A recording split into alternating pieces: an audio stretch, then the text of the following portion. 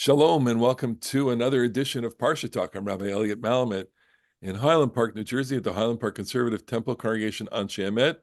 And joining me, my good friends, Rabbi Barry Chesler, Solomon Schechter Day School of Long Island, and Rabbi Jeremy Kalmanovsky of Anshe Chesed in New York City. Today we are recording this on day 237 of the war, 237 days of the hostages' captivity. You know, this has been accompanying us through these months, 8 months now into the war, thinking about this. It's almost like we have a split screen. I've said this. It's an easy way to think about it.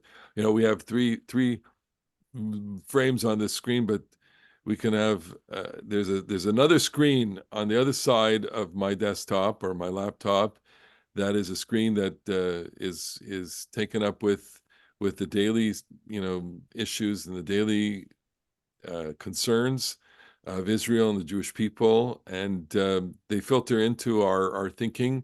The hostages are never far from our thoughts and prayers as we begin thinking about this Parsha talk. And I want to say that it's a difficult parsha. I'm tempted always What do to you always say? You say what you always say. it's an amazing parsha. I always think it's an amazing parsha. I don't want to feel banal about this, but I want to say, give me the first 13 verses of this parsha, and I'm good. I am. This Parasha Behukotai, which ends the book of Vayikra, has the provisions of what happens. It's basically reward and punishment. The rewards that are listed in the first part of the parsha, the first 10 or so verses, very nice. They're poetic. They're beautiful. I'll read a few. V'natati gishmechem bi'itam. If you follow the laws, I will give you your rain in season. I will let the earth provide its bounty for you. The etz hasadeh yitain piro, and the fruit of the field, it will give the tree of the field will give its fruit, etc., etc. You'll have security. You'll have peace. You'll have, you'll have a lot of fertility in the land, and it culminates in V'talachti betochechem, I'll walk amongst you. It's such an idyllic, kind of Eden-esque picture. What do you actually think that means?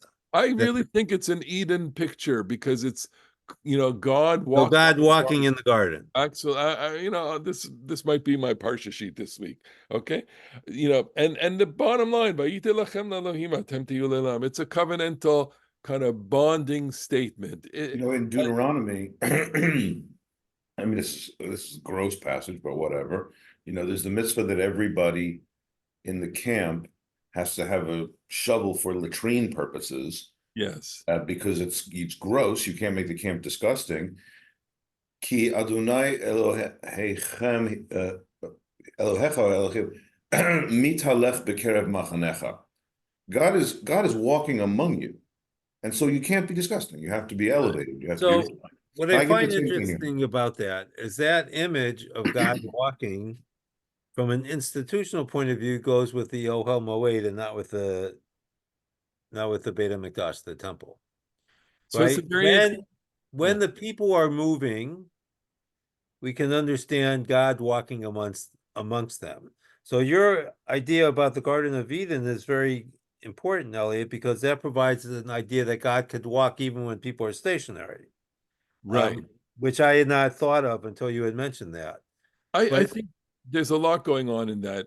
I mean, I think you can unpack a few different kinds of meanings from that, including garden, including sanctuary, including Beit HaMikdash itself, and including the sense that I want to even, forgive me for being Hasidic here, but there's a tremendous intimacy here. There's a tremendous, you can almost feel Levi Yitzchak Berditchev saying, Ribbana Shalom, you're right here. I have a doodle for you. I'm speaking to you. In fact, in analyzing this passage from purely poetics, the sense of I and you, v'natati lachem, lachem, lachem, the first person for God, the second person plural for the people. It's so thick with this, it's dense with it. And so I say, I'm happy to spend all of Shabbos morning in the first part. And the first 13. I want to concur. I think this is great. Each of these sentences, Natati mishkeni b'tochachem. My home is within you. Yeah. And the just the nature of Hebrew, it's much easier to rhyme in Hebrew because of the suffixes. My place and your place, and my place and your place. To me, verse 13 is incredibly important, and it's incredibly important in liturgy.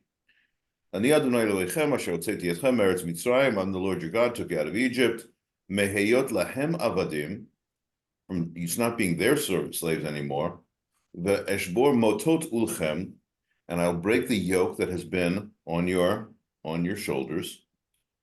Va'olech etchem kol memiyut, and I will lead you with kol memiyut. This is the only time in the Bible this word appears. It clearly is the word koma in a kind of doubled poetic format. Kol memiyut means standing tall, walking tall. And even though, and it's great here, but even though it doesn't appear again in the Bible, we would think that it's one of the most important words because we say it every day. The Shema. In the lesson before the Shema, V'hu yolichenu kol memiyut la'artzenu, and God will lead us to our homeland with dignity. Right. So this is the older image of God. Yeah, you will. It's in Birkat Hamazon also at the end, but in the bracha of Ahava Rabbah before the Shema, and the one of the things that I think is so special about this verse is that a relationship with God.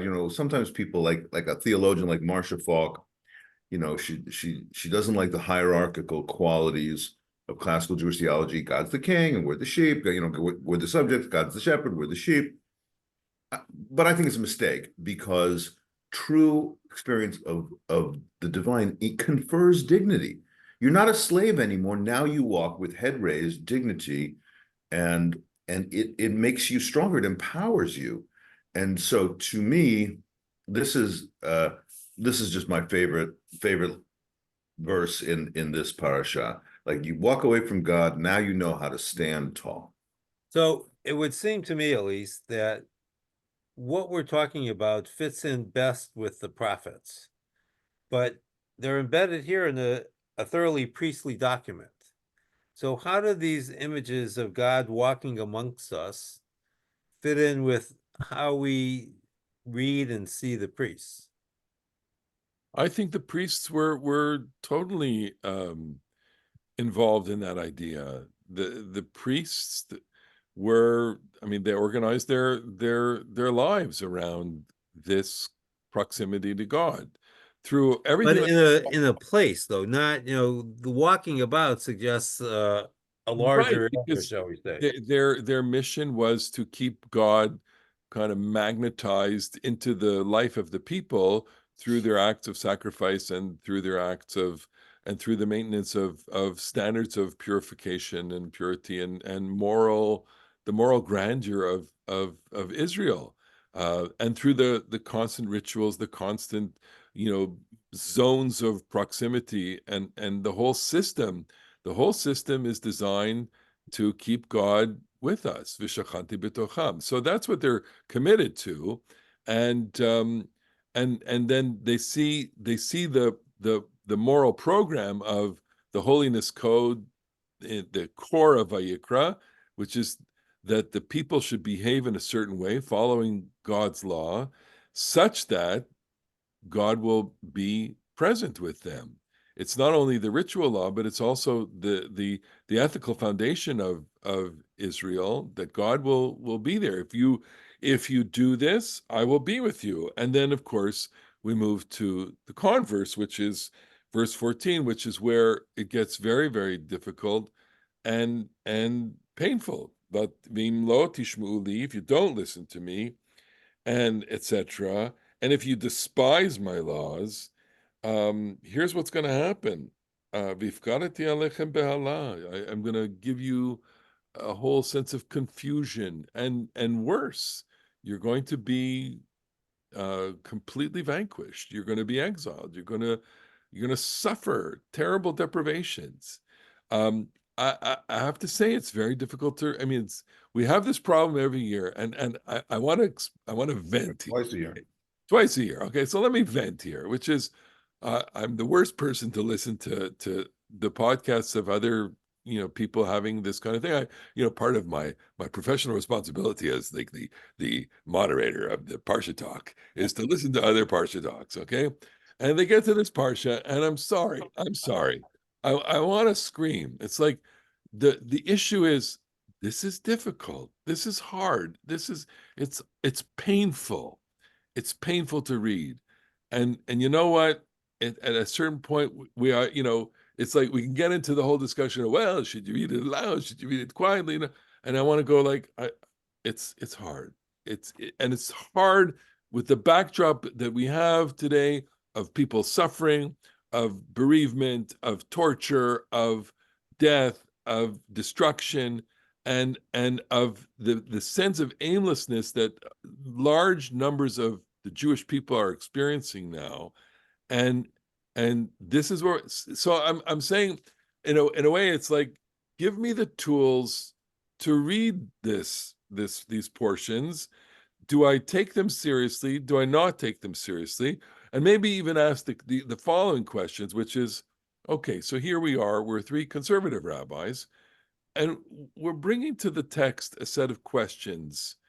I think the set of questions that we bring the text are different. They're different from, let's say, a group of three rabbis in a different sector of the Jewish people. We have our set of questions here, and I start with the question: how do you deal with this? How do you read this? What do I want to get out of this? Or what is this? Is there a strategy for reading this text that will help alleviate the difficulties of it, and yet take it seriously? Is there? I'm asking an interpretive set of questions here. Maybe. Okay. Go ahead, Barry. So what I would say, I think this is where biblical criticism can be helpful, because I think that the problems that you mentioned arise when we think of this text of the tochacha, the reproach or the rebuke, as one of prospect, of someone saying, if you do this, this will happen, but if you don't, all these bad things will come upon you. But if we read it as retrospect, the bad things have come upon us already.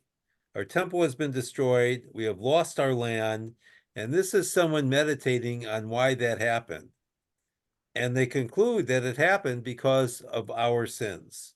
And this gives us ownership and agency, because I think part of the genius of the Jewish people is that they always took responsibility for things that normal people would never have taken responsibility for. Because they didn't have Jews to blame for it. Well, that's part of it, but also because, I think I've said this before, if you have a war between the mightiest empire of the world and what ultimately becomes a kind of godforsaken people in the godforsaken land, I think everyone's going to put their money on the mightiest empire of the world. Okay. Only the Jews put their money on the Jews. And when they lost, they didn't say, they were onto something, we're going to change our ways and join them. They said, we messed up. We have to figure out how we could get back on the right path. All right. So lo and behold, we're still here. All right. So I want to understand it in my terms, which is you're giving me a little therapy. You're saying use the skills of your biblical of Jacob Milgram, your big fat doorstopper books here. Okay, 2,000-page commentary on Leviticus. It's actually only got through the first verse. The rest is to follow. Right. You'll use those books, and that will enable you to understand that what's really going on here is a kind of retrospective on all of these things based on a simple theology, which is we gotta look at ourselves. We gotta take responsibility for ourselves, and I would say that works, even though when Jews pray and say Umi pnei chatainu galinu me'artzenu, and because of our sins we were exiled from our land, that only works so much. It only goes so far. It Okay, works every Musaf.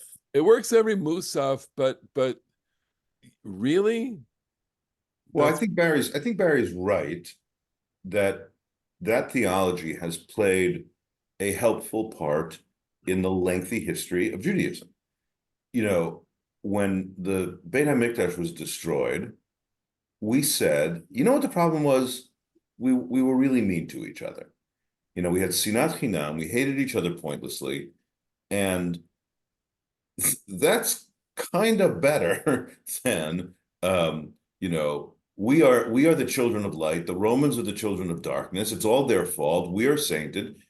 It promotes kind of a self-critical approach, and I think that has played it's our fault that we were exiled from our land, has played an important part in the spiritual repertoire of Judaism, even though it's obviously not a it's not a analysis of historical events. It's a theme by which we induce ourselves to take moral responsibility, and that's great. that's the point. Yes, But I think that, but so I accept this, entirely. But it's also true that it doesn't get the job done for me. I'm with Elliot because I fundamentally cannot know this God who says if you don't keep my commandments, I'm going to make you suffer terribly. That's just not a. I remember one time when my oldest son Didi who's now 30 years old, we were on the subway and there was like a preacher giving a fire and brimstone speech. And I just I said, he must have been 5 or 6 years old. I said, I don't think any of that is true about God. God is angry at you and God is going to punish you. And I said, I don't think any of that is true about God. That's not the way we practice our religion. It is true about the Tochach, by the way. That is the image of God. And I do think that as much as it is alien, not my spirituality, not my way of talking, I think we have to recognize that it has played, and not just in Judaism, it has played a role that the image of a threatening God. And I think in American religion, the famous Puritan sermon by Jonathan Edwards, "Sinners in the hand of an angry God," and there are parts of it that kind of are appealing, not the whole you are stretched out over the maw of hell and there is no reason on earth, you totally deserve to be consumed in fire, and just divine grace is helping you out. That's not the route that I'm going to go, but I think that there is something powerful about saying, um, you have massive responsibilities. You really are in some respects deluded about your own righteousness. And maybe I'm going to scare the pants off of you. I'm going to put the fear of God in you, so to speak. I'm going to lose it and tell you that you've got to cut the crap and you've got to face up. And so maybe in some ways, both retrospective in the way that you said, Barry, but also prospective in the kind of like there is a place for fire and brimstone preachers in the entire history of human religions. well, people do listen to fire and brimstone. I mean, they do. I often joke with the shul, and of course, I have a few people from the shul watching this. But I often say, you know, you can you can give a sermon, and it can be lovely and flowery and beautiful structure and everything, and you can give it in a certain tone, and people will come up and say, "Nice tie, Rabbi. That's a beautiful tie you're wearing." Right? They won't have listened. But if you get up and read the phone book with a certain kind of 7, 7, 3, 2, 1, people will say, you know, they'll say, "Wow, I don't know what you said, but you certainly said it so powerfully. It was so passionate." So, people respond to that, and in a way, it does make it theatricalizes the whole experience. Let me try this one on you, which is it's something that I'm thinking about. The the relationship is what's going on here, okay? And at the beginning, let's go back to the beginning where it says very simply, Ayiti lachem leElohim, v'atem tiyu li la'am. I will be your God and you will be my people. It's like, can we just stop there? Can we just make the parsha that? Can we just kind of meditate on that for a second. That's relationship. That's the relationship. And then I want to live in that moment where it's I'm you're gone and you're my people. And then the corollary of that is, sometimes we can butt heads. Sometimes we can get angry at each other. Sometimes I'm going to get angry at you. That's a full relationship. That's a, sometimes a full relationship can rupture even in that anger, and that's true in all of relationships. But here's the point, which is, even though we have the total relationship where I can get angry at you, I'm never going to abandon you. I'm never going to leave you. I'm never going to be replaced by anything else. I'm going to visit your iniquities. I'm going to hold you responsible, but you're always going to be mine. You're always going to be mine. And that's the key here. Barry, you said something really interesting about the prophetic quality to this, this threatening, but here it is in the priestly book. This largely priestly book. So I'm just, clicking around here. Because this passage does look like very, Parshat Kitavo also has a passage of rebuke similar to this.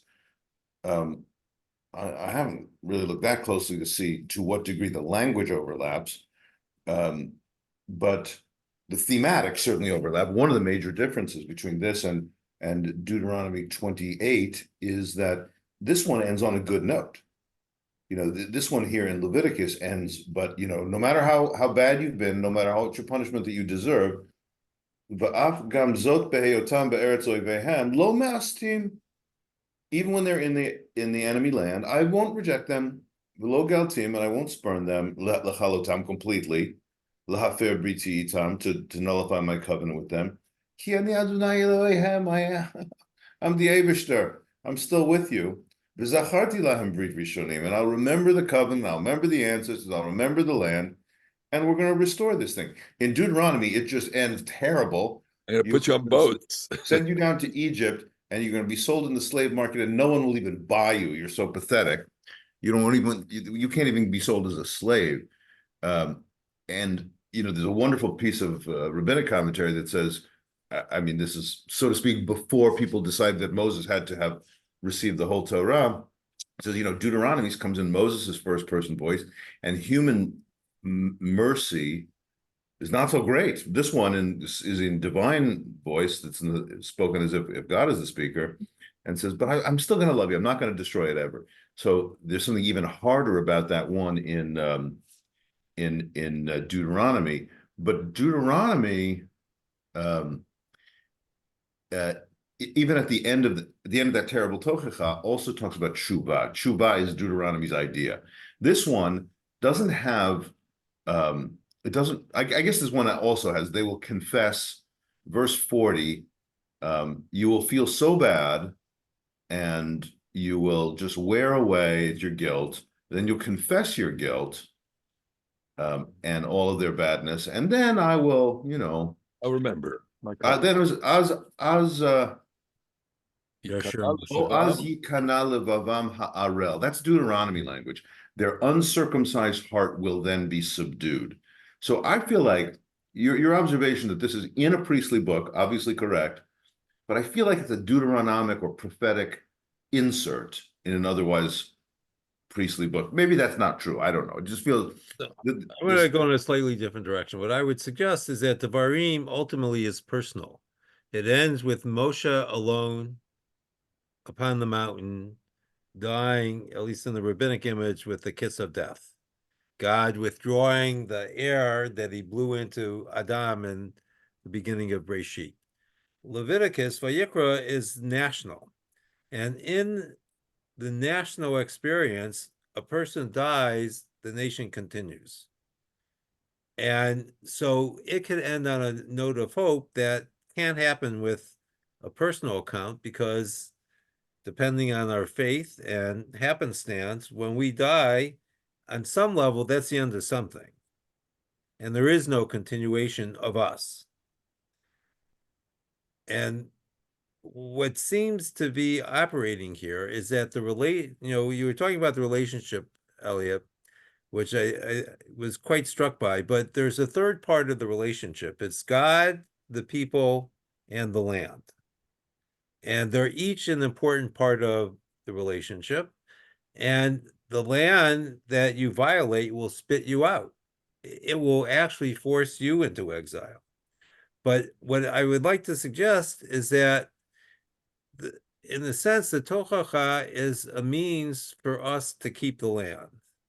That it's a way of us wrestling with having lost and now struggling to find ourselves once again in the land. Would you just explain what you mean by that? I wish I could. No, are you saying so? It's a way of saying to people, watch So what you have to do because you want to stay. that, the way I imagine it is that the bad things have happened, and people are wondering, why has this happened? And if we take responsibility for our own actions, we take it upon ourselves. And we get this very graphic language of the things that we did wrong and the necessarily consequent bad things that happen to us as a result of our misbehavior. What would bother me most is if I were living in America in, say, the early 1970s or 80s, let's say, a time of peace, say the Clinton presidency in the 90s when the economy was doing well, and then someone getting up and saying, this is what's going to happen in America in the next 20 years if you don't change all your ways. That would be dreadful. But if we sit in 2024, maybe we could see that this might be exaggerated, but we see some of the things that are mentioned here as being real. I'm just laughing only because there were people in in the Clinton presidency who were saying that that bad things are going to come, but That's always the case. But they were conservatives. But anyway, so that's why you have to read Paul Krugman. Anyway, be that as it may, my little editorial. no. So okay, so I want to ask this question, which is, there's a certain extremism here that almost feels absurd. Jeremy, when you spoke before about the Deuteronomy passage, it's like it's hard to take that seriously because it's so extreme, right? That last punchline, which is, "I'm going to put you on boats and send you back to Egypt. No one will buy you," right? It's that's that's the parent saying, "I'm going to set you outside," and and it's such hyperbolic language that it's hard to take it seriously, and not have a kind of reaction that is borderline. It's right at the border, and so I want to say there's a certain extremism there that almost is, you say you can't be serious. You can't be serious, and the tragedy of this is that a lot of these things have happened, and we've had a lot of suffering as a Jewish people.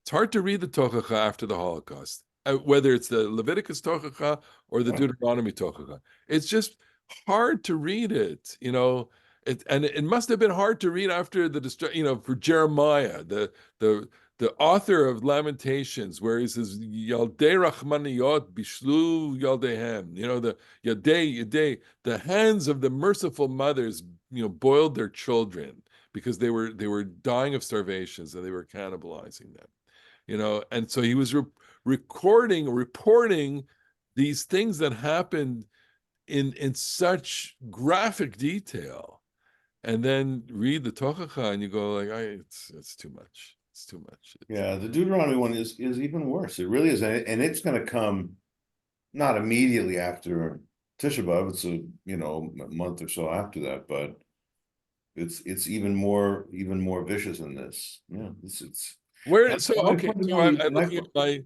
my clock here. We're running out of time. So where's the comfort here? And my shul always asks me this, especially during these weeks when some weeks are less hopeful than others, and I've been really focused on. I got one.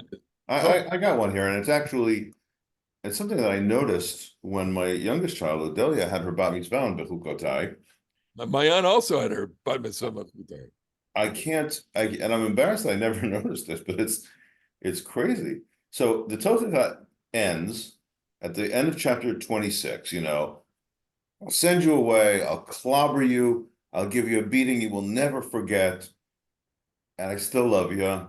And it's this abusive parent motif. And then here's the last line in chapter 26. Eile hachukim v'hamishpatim v'hatorot asher natan Adonai beino u'bein Yisrael b'har Sinai b'yad Moshe. And these are the rules and the statutes and the teachings that God gave between God and the children of Israel on Mount Sinai through Moses. It sounds like it's the end of the book of Numbers, doesn't it? Yeah. Well, then there's chapter 27, because somebody decided that we can't end as the end of the book of Leviticus. Somebody decided we cannot end this book on that. And then you get by the Adonai Moshe Lemor, and God says, "Oh yeah, one more thing." And then you have the arachin, the cash value vows that people would make when they wanted to say, I pledge my life to the temple. It doesn't mean you become a slave to the temple. It means you pay something according to the following scale. It's X amount for an adult male, an X amount for an adult female, an X amount for a senior citizen male, and senior citizen female, and then there's the small amounts for the children, and that starts at 1 month, which is why a pidyon haben is 5 slaim, and then it too ends with that coda of Eila hamitzvot asher tziva Adonai et Moshe el bnei Yisrael behar Sinai, and these are the commandments which God commanded Moses for the Israelites on Mount Sinai. So the chapter 27 is this like appendix that is about generosity and pledging yourself to the divine, pledging yourself to what is sacred. And in it, there's also there's some sacrifices have a fixed value. Some are what's called olev yored, that you just can't pay. Like the poor person says, I want to give my whole self, and I just can't afford 50 shekels. So the priest I can work with you. I can make this work for you in the sliding scale devotion, and we'll go with what you can pay. And to me, this theme of worshipfulness and devotion, which matches what each individual can, different for different people and different for different classes of people, is really just beautiful. Because I think the whole thing of this sacrificial system is really all about devoting yourself. Nice way to close out the book. It's a way to say generosity and courage, and that's the message of comfort, really, with the coda, the ultimate coda for the book, which is chazak v'nit chazek. All be strong, strengthen each other together, strengthen through Torah, and strengthen Klal Yisrael, the Jewish people, during its this challenging time. I want to thank people for watching, for listening, for devoting your half hour to Parsha Talk, making us the #1 Parsha podcast.